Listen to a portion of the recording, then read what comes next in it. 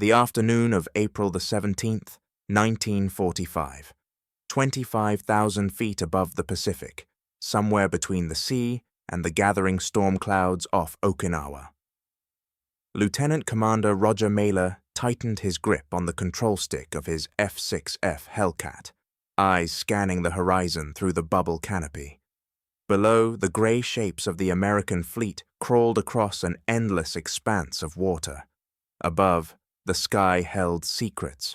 His radio crackled with static, then voices, contacts inbound, bearing 320, multiple bogies, Angels 15. Melee pushed the throttle forward. The Pratt Whitney R-280. Double Wasp engine responded with a guttural roar that vibrated through the airframe, through his bones.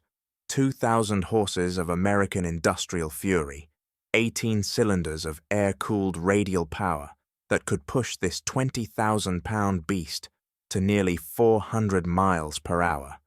He rolled into a steep banking turn, his wingman tucking in tight behind him. The Hellcat was no ballerina. It was heavy, armored, built like a freight train with wings. But it moved, and then he saw them. Dark specks against the clouds, growing larger. Japanese aircraft, perhaps 40 or more, descending in a loose formation toward the picket destroyers that formed the outer ring of the fleet's defense. Zeros, Vals, maybe a few Oscars mixed in. Some carried bombs slung beneath their fuselages. Others flew light and fast. All of them were committed. All of them were coming straight down. Kamikaze, the divine wind, Japan's final, desperate answer to American naval dominance. What Melee couldn't have known in that moment was what the Japanese pilots themselves believed as they spotted his Hellcat diving to intercept. They had been briefed. They had been told. The American fighters were formidable, yes, heavily armed and well protected. But they were also slow, too slow. Their weight, their armor, their massive engines, all of it added bulk that would make them sluggish in a dive, unable to keep pace with the lighter, more agile aircraft of the Imperial Japanese Navy and Army Air Forces. The Kamikaze pilots had been told they could outrun the Hellcats if they committed fully to their dives. Get low, get fast, get through. They were wrong. The sky above Okinawa that day would prove what 2 years of bitter combat had already begun to establish. The Grumman F6F Hellcat was not just another fighter. It was the instrument that would break Japan's back in the air. And the Kamikazes, for all their courage and all their willingness to die, would learn this truth too late. This is the story of a miscalculation, a misjudgment born of desperation and incomplete intelligence. It is the story of how Japanese kamikaze pilots believed the American Hellcat was too slow to stop them, and how that belief died in the flames and wreckage of hundreds of aircraft scattered across the Pacific. To understand how Japan arrived at kamikaze tactics, one must first understand the arithmetic of despair. By the summer of 1944, the war in the Pacific had become an equation with only one answer, and that answer was defeat. The Imperial Japanese Navy had lost 4 fleet carriers at Midway in June of '42. The cream of its naval aviation, the veteran pilots who had terrorized the Pacific in the war's opening year, had been ground down in the skies over Guadalcanal, the Solomons, and New Guinea. At the Battle of the Philippine Sea in June '44, American carrier fighters shot down more than 400 Japanese aircraft in a single day. The Americans called it the Great Marianas Turkey Shoot. The Japanese called it catastrophic. Japan's aircraft industry, never able to match American production, was producing fighters at a fraction of the rate of the United States. The legendary Mitsubishi A6M0, which had once ruled the Pacific skies with its agility and range, was now obsolete. Its lack of armor and self-sealing fuel tanks, design choices made to maximize range and maneuverability, meant that even a brief burst from American guns would often send it down in flames. The pilots flying these aircraft were increasingly inexperienced, rushed through abbreviated training programs that could not replace the years of instruction their predecessors had received. Many had fewer than 100 hours of flight time before being sent into combat. Some had never fired their guns at a moving target. Against them came the Hellcat. The F6F had entered combat in September 1943, and it had transformed the air war. Where the Zero relied on lightness and agility, the Hellcat relied on power and protection. The R2800 double wasp engine produced more than 2,000 horsepower, and later models with water injection could push that figure even higher. The Hellcat could climb at 3,200 feet per minute. It could reach a service ceiling of 37,000 feet. It could dive faster than any Japanese fighter in service, and it could absorb punishment that would have torn a Zero apart. The Hellcat carried 6 50 caliber Browning machine guns, each loaded with 400 rounds. That meant 2,400 rounds of armor-piercing, incendiary, and tracer ammunition, enough for sustained combat. A 2-second burst from all 6 guns put 130 rounds into the air. Japanese aircraft, with their thin aluminum skins and unprotected fuel tanks, disintegrated under such firepower. American pilots reported that most Japanese planes either exploded or caught fire after just a few hits. By late 1944, the Hellcat had achieved an air-to-air kill ratio of 19-1. For every Hellcat lost in air combat, 19 Japanese aircraft went down. It was not even close. The Hellcat had become the dominant predator in the Pacific sky, and Japan had no answer for it, except perhaps to go around it, to go through it, to become the weapon itself. The concept of organized suicide attacks emerged from desperation and a uniquely Japanese cultural tradition that honored self-sacrifice in service of the emperor. Captain Motoharu Okamura proposed the idea in the summer of 1944. Vice Admiral Takejiro Onishi formalized it in October, creating the first special attack units in the Philippines. The logic was brutal and simple. A pilot crashing his plane into an enemy ship was a guided missile, far more accurate than a bomb dropped from altitude, far more devastating than a torpedo that might miss. One man, one plane, one ship. The mathematics of mutual destruction. The first kamikaze attacks met with shocking success. On October 25, 44, during the Battle of Leyte Gulf, kamikaze planes sank the escort carrier USS St. Lo and damaged several other vessels. The psychological impact on American sailors was profound. There was no deterring these attacks with anti-aircraft fire, the way one might discourage a conventional bombing run. The kamikaze was already committed to death. He would keep coming until he was destroyed or until he hit his target. Japan began preparing thousands of aircraft for kamikaze missions. Obsolete trainers, worn-out fighters, whatever could fly and carry explosives. Pilots volunteered in droves, driven by patriotism, by social pressure, by the belief that their sacrifice might somehow turn the tide of the war. They were wrong about that too, but they were sincere, and they were numerous. By early 1945, as American forces prepared to invade Okinawa, the last stepping stone before the Japanese home islands, Imperial General Headquarters issued an extraordinary order. All armed forces were to resort to suicide attacks if necessary. It was, in effect, a national death sentence, but it was also the only strategy Japan had left. The kamikazes would face their greatest test at Okinawa, and there they would encounter the Hellcat in numbers they could not have imagined. The invasion of Okinawa began on April 1, 1945. It was Easter Sunday.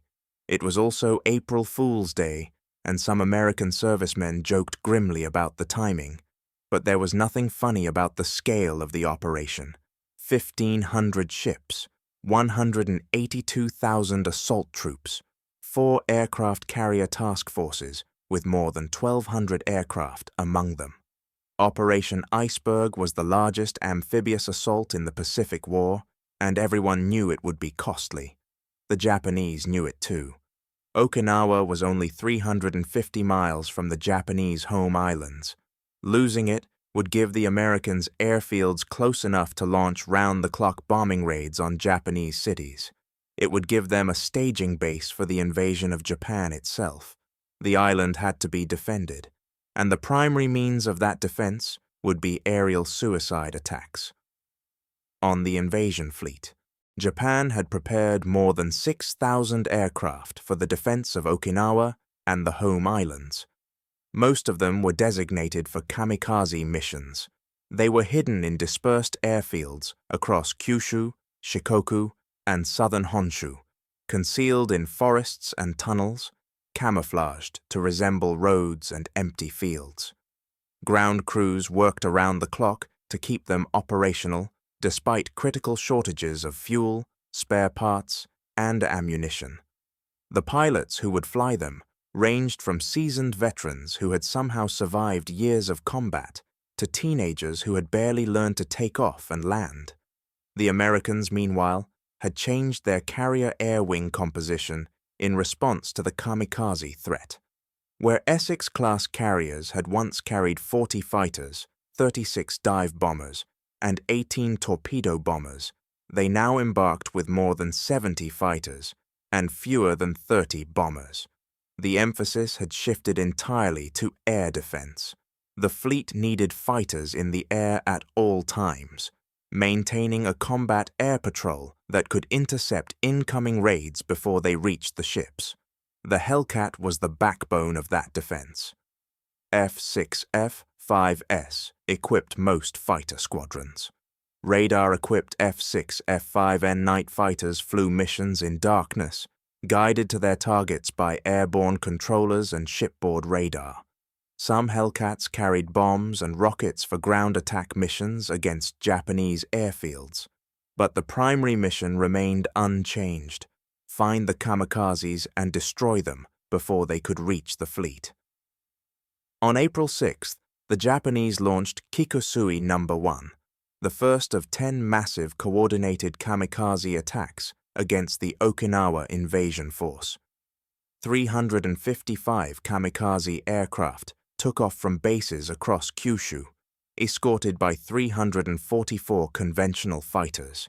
They came in waves, flying at different altitudes and from different directions, attempting to saturate the American defenses. It was the largest kamikaze attack of the war. The radar picket destroyers, small warships stationed 50 to 70 miles from the main fleet, were the first to detect the incoming raids. They radioed warnings and launched frantic streams of anti-aircraft fire as Japanese planes dove toward them. 4 destroyers were sunk that day. 14 other ships were damaged. Nearly 500 American sailors died, but the vast majority of the kamikazes never reached their targets. Hellcats from 4 carrier task forces rose to meet them. The Combat Air Patrol, stacked at altitudes ranging from 5,000 to 25,000 feet, positioned themselves between the incoming raids and the fleet. Fighter directors aboard ships vectored Hellcats toward the largest concentrations of enemy aircraft, and then the killing began. The Japanese pilots, many of them flying their first and last combat mission, made a critical error. They believed that if they could build up enough speed in their dives, if they could descend fast enough, the American fighters would not be able to catch them. The Hellcat, they had been told, was armored and heavy. It would be slow to react, slow to dive, unable to match the acceleration of a lighter aircraft in a near-vertical descent. They had based this assessment on incomplete information. They had fought Wildcats early in the war, and those had indeed been slower. They had perhaps encountered Hellcats at low altitude, where the Japanese fighters' superior low-speed maneuverability gave them an advantage. But they had not understood the Hellcat's true capabilities. They had not known that it could dive faster than a Zero, that it could climb with exceptional power at high altitude, that its engine, combined with its aerodynamic design, gave it performance characteristics that defied its weight. They learned.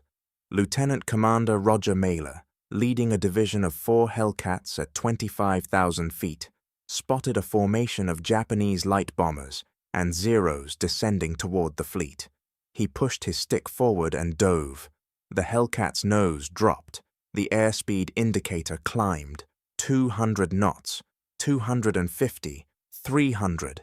The big fighter accelerated smoothly, its thick wings and powerful engine pulling it through the air with gathering momentum. Mailer's wingman stayed with him. So did the second section. The Japanese formation was perhaps 1,000 feet below them, diving at what they thought was high speed. The Hellcats closed the distance in seconds. Mailer lined up behind a Zero that was angling toward a destroyer far below. He thumbed the gun button. All 650 caliber machine guns hammered. Tracers arced through the air. The Zero seemed to stagger, pieces flying off its tail and fuselage, smoke trailing. It nosed over into a steeper dive, not because the pilot had chosen to, but because the pilot was dead or the controls were shot away. The Zero tumbled out of the sky and hit the water 2 miles from the destroyer. Mailer's wingman shot down another. The second section engaged the light bombers, their machine guns shredding thin aluminum and puncturing fuel tanks. Within 90 seconds, 4 Japanese aircraft were falling toward the ocean. The remaining aircraft scattered, breaking formation, each pilot suddenly alone in a sky full of American fighters. This scene repeated itself dozens of times that afternoon. Hellcats intercepting kamikaze formations at high altitude. Hellcats diving on slower Japanese aircraft and overtaking them before they could reach terminal velocity. Hellcats engaging kamikazes at low level and shooting them down just hundreds of feet above the water. The combat reports from April 6th tell the same story again and again. Hellcat pilots encountered multiple targets, engaged at high speed, and destroyed aircraft that were attempting to dive on American ships. The Japanese had assumed the Hellcats would be too slow. Instead, they found themselves being chased down by fighters that could match or exceed their speed in any flight regime. The kamikaze pilots were brave, they were committed, but they were flying inferior aircraft flown by poorly trained aviators against one of the best fighters of the Second World War, piloted by men who had been training for years. By the end of April 6th, the Japanese had lost more than 200 aircraft. Some fell to Hellcats, others fell to anti-aircraft fire. A few broke through and hit their targets, but the overwhelming majority were destroyed before they could threaten the fleet, and that pattern would continue throughout the battle. The performance gap between the Hellcat and late-war Japanese aircraft was not an accident.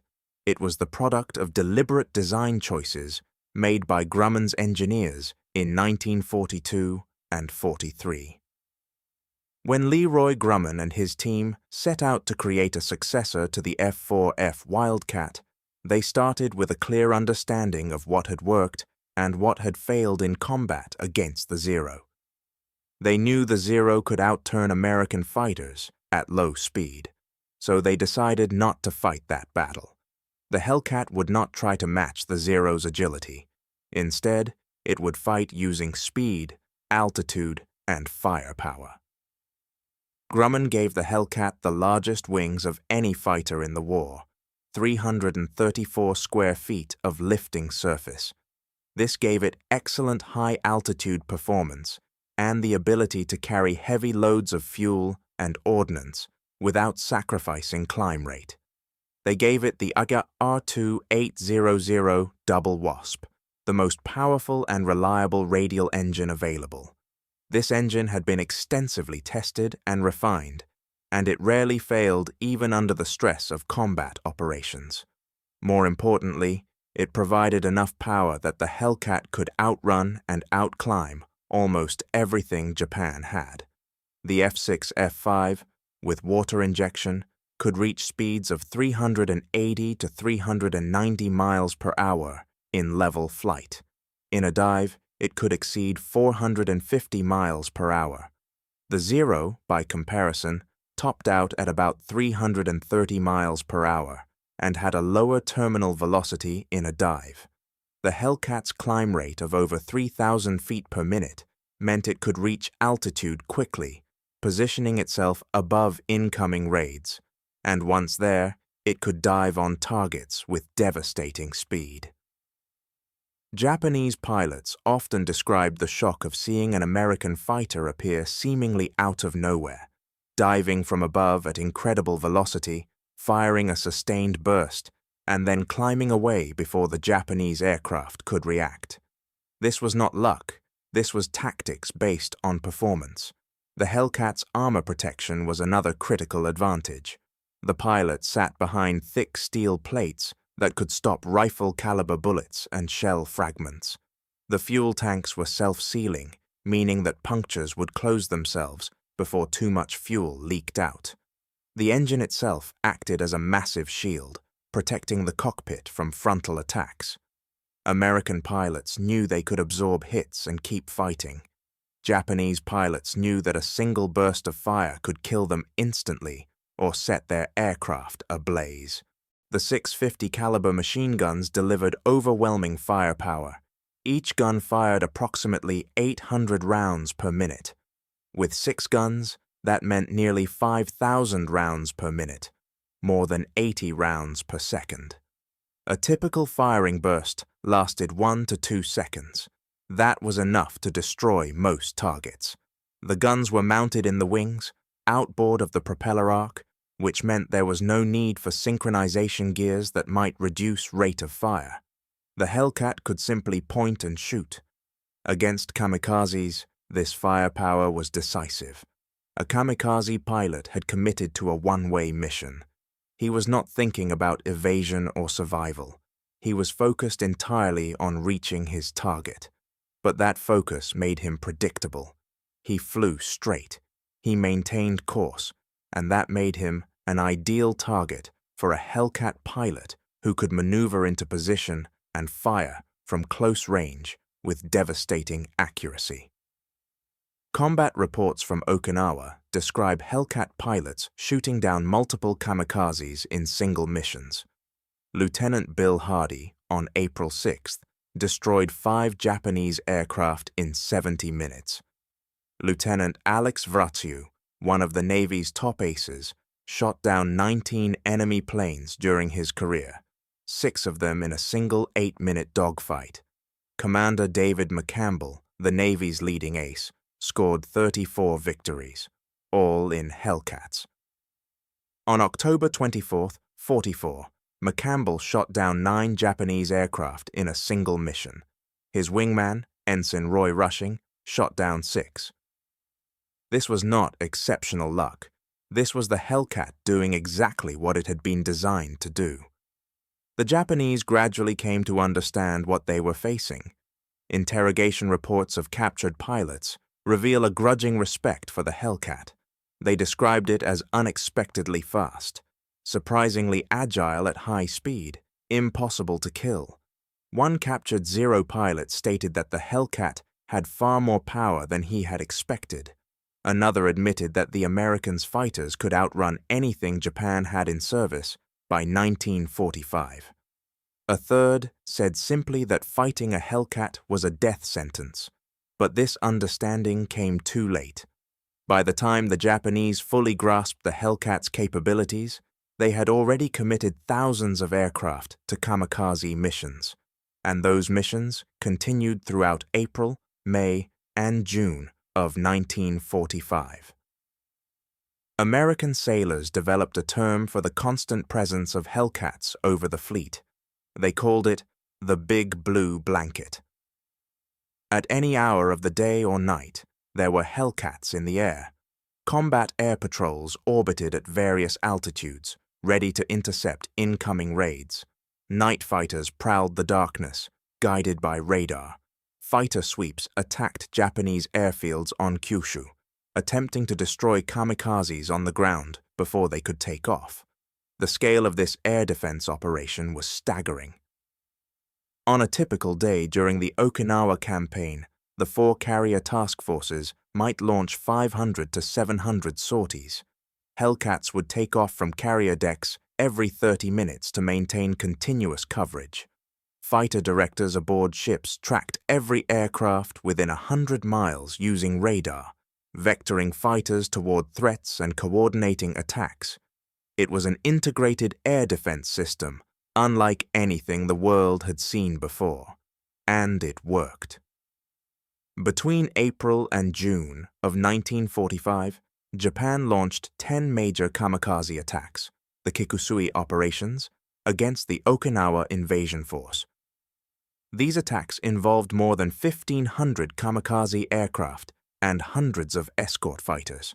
They sank or damaged dozens of American ships and killed nearly 5,000 sailors. The destroyer USS Laffey survived 6 kamikaze hits and 4 bomb hits during a single attack and earned the nickname the ship that would not die. But the vast majority of kamikazes never reached their targets. The Americans estimated that they destroyed over 90% of all incoming kamikaze aircraft. Most were shot down by fighters, primarily Hellcats.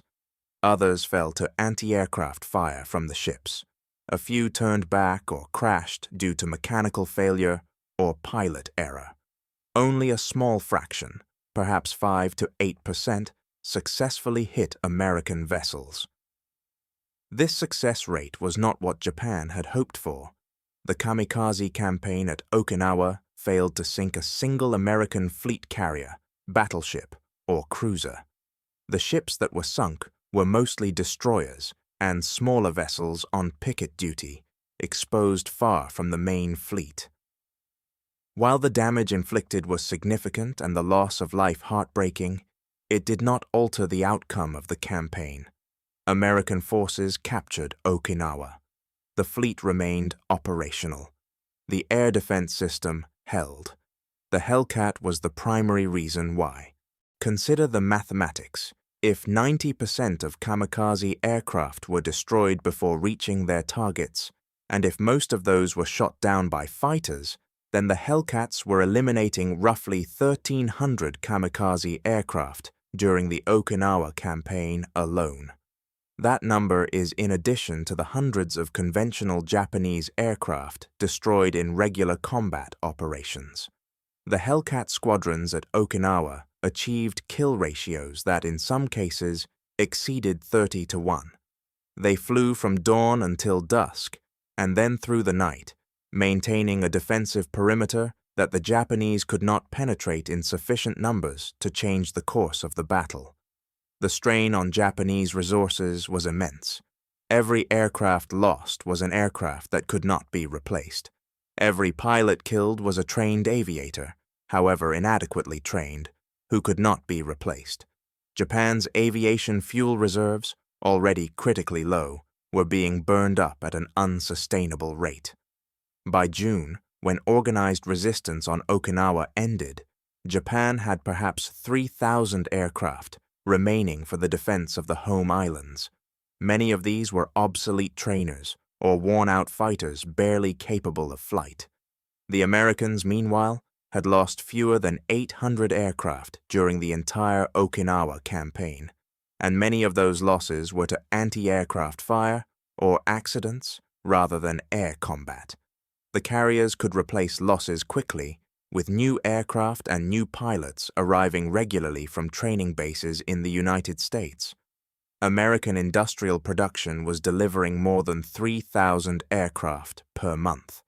Japan's monthly production had fallen to fewer than 500 aircraft, and many of those lacked sufficient fuel to fly. The writing was on the wall. The Kamikaze campaign had been Japan's last gamble. It had failed. The Hellcat had proven too effective, too numerous, too well supported by an integrated defense system. The divine wind had been met by American thunder, and American thunder had won. By the summer of 1945, Japan faced a terrible arithmetic. The Soviet Union had declared war and was advancing through Manchuria. American bombers were incinerating Japanese cities with firebombs. The home islands were under blockade, starving for fuel and food, and the Americans were preparing to invade, bringing with them an armada that would make the Okinawa fleet look small by comparison. The Kamikaze campaign had achieved some tactical successes, but had failed strategically. It had not stopped the American advance. It had not broken American will. It had not even significantly delayed the timetable for invasion. What it had done was kill thousands of young Japanese men and destroy thousands of aircraft that might have been used for conventional defense. The kamikaze attacks had, in effect, accelerated Japan's defeat by consuming resources that could not be replaced. The Hellcat's role in this cannot be overstated. From September 1943 to August 1945, Hellcats were credited with destroying more than 5,200 enemy aircraft. 307 American pilots became aces, defined as having 5 or more aerial victories, flying Hellcats. The aircraft accounted for 75% of all aerial kills by United States Navy and Marine Corps pilots during World War II. Its kill-to-loss ratio of 19-1 remains one of the highest of any fighter aircraft in history. Against kamikazes specifically, the Hellcat was devastatingly effective. Its speed allowed it to intercept diving aircraft that should have been too fast to catch. Its firepower destroyed targets with short bursts. Its durability meant that even damaged Hellcats could often return to their carriers and be repaired for the next mission. American pilots came to trust the Hellcat implicitly. They knew it would bring them home. They knew it could fight anything Japan sent against them and win. The Japanese recognition of this came too late to matter. By July 1945, captured documents revealed that Japanese military planners understood they could not win an air battle against American carrier forces. They were preparing for an invasion of the home islands by stockpiling aircraft, including suicide aircraft, for use in a final apocalyptic defense. But even this plan was predicated on the assumption that the kamikazes might inflict enough casualties to make the Americans reconsider invasion. It was a hope built on desperation, not on realistic assessment of capability. The atomic bombings of Hiroshima and Nagasaki in August ended the war before the invasion could occur. The kamikaze reserves, thousands of aircraft hidden across Japan, were never used. The pilots who had trained for suicide missions did not fly them. Japan surrendered on August 15, 1945. In the years immediately after the war, the Hellcat was rapidly phased out of frontline service. Jet aircraft were the future. The big piston engine fighters that had dominated the skies in 1945 were obsolete by 1950. The Hellcat's operational life was brief but intense. It had been designed for a specific war against a specific enemy, and it had performed its mission with brutal efficiency. But its legacy endures. There is a photograph taken aboard USS Yorktown on April 17, 1945. It shows 4 Hellcats preparing to launch. The 2 aircraft in front are F6F5N night fighters, their wing-mounted radar pods visible.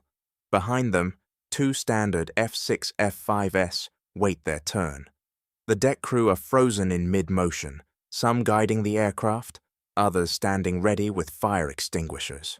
In the background, gray sky meets gray sea, and the horizon is indistinct.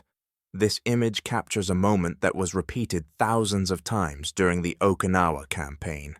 Hellcats launching, Hellcats landing, Hellcats circling overhead, Hellcats diving on targets, Hellcats returning with battle damage, Hellcats being repaired, rearmed, refueled, and sent up again.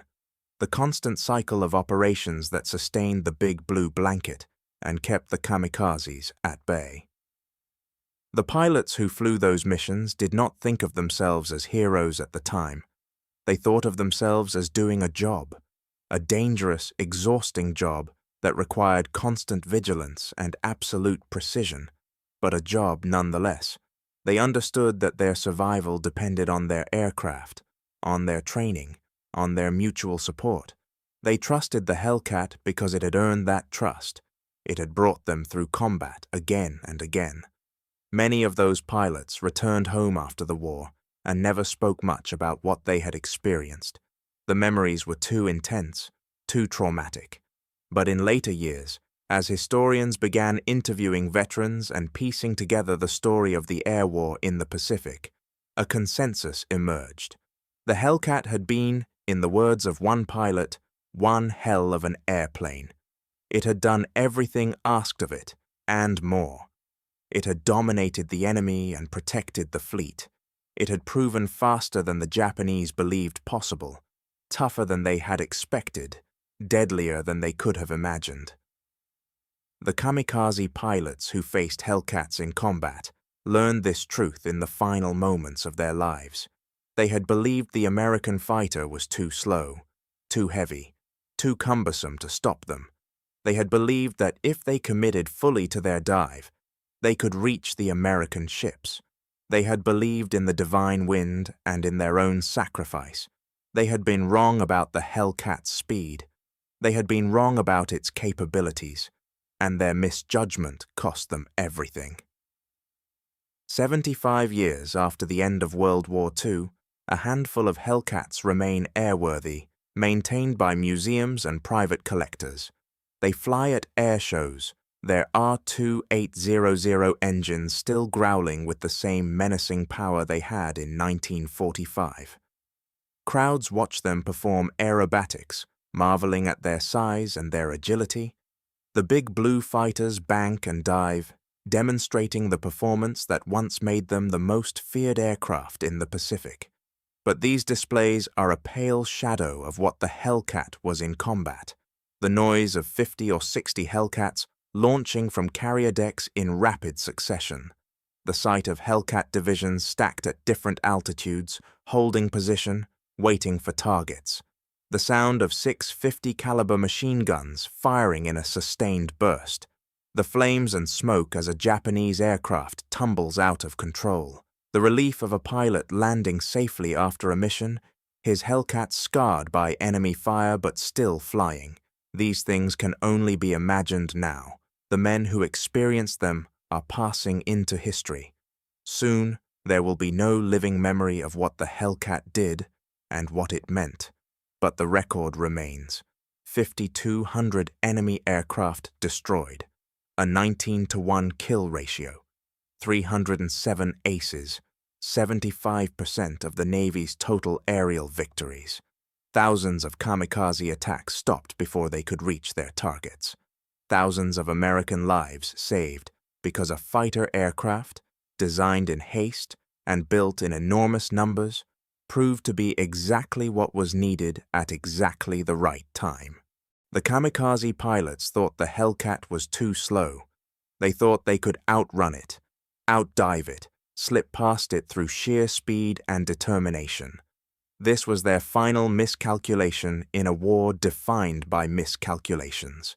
Japan had miscalculated at Pearl Harbor, believing that a surprise attack could cripple American will. Japan had miscalculated at Midway, believing that its carrier fleet was invincible. Japan had miscalculated with the kamikaze, believing that suicide attacks could change the course of a war already lost. And the kamikaze pilots miscalculated the Hellcat. They thought it too slow. Instead, it outran them all. It climbed above them, dove upon them, pursued them to the water's edge, and destroyed them. It was the last thing many of them saw, the blue shape growing larger in their mirrors, the sudden flash of machine gun fire, the impact, and then nothing. The sky above Okinawa was their graveyard. The Hellcat was their headstone, and history remembers.